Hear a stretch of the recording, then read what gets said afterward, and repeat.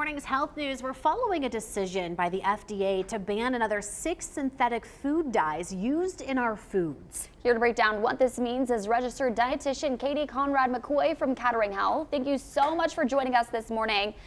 So first off, how do natural food dyes differ from the ones the FDA is looking to phase out, and how those differences can pose health risks and cause concern of health risks? Absolutely. So natural food dyes can be made from a variety of things, typically like plant matter, fruits, vegetables, skins, peels of plants, even extracts, concentrates, things like algae, herbs, and historically even sometimes insects have been used, versus most synthetic food dyes are made from petroleum.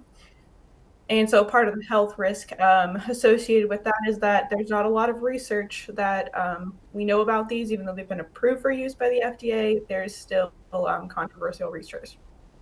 When we're talking about this controversial research, obviously, are there health risks, posed by the use of petroleum in food dyes?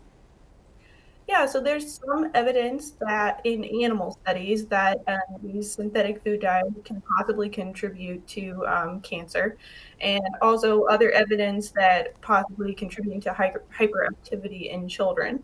And as always, any food can cause an allergic reaction in some people, but we truly need more research to confirm or deny these. And how often are these potentially banned food dyes consumed by kids or adults? Absolutely. The short answer is it depends. But if you are frequently eating packaged, highly processed foods that synthetic dyes are commonly found in, you're definitely going to have more exposure.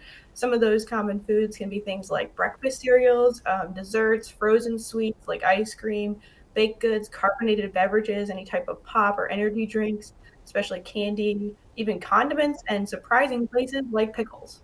So you already sort of mentioned that they could have the potential harmful impact, or there's a potential risk on our health. But in the meantime, because we kind of use these a lot in our foods that we eat every single day, what can you do if you want to avoid these dyes?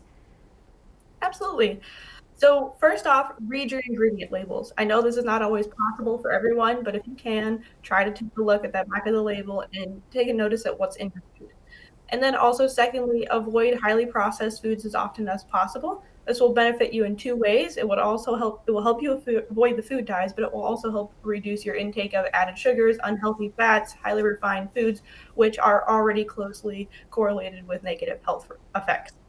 And then if you're shopping locally, always talk to producers if you can. Local farmers, if you're purchasing from a food truck, something like that, they know what's going into their food items better than anyone. So take a look and ask them.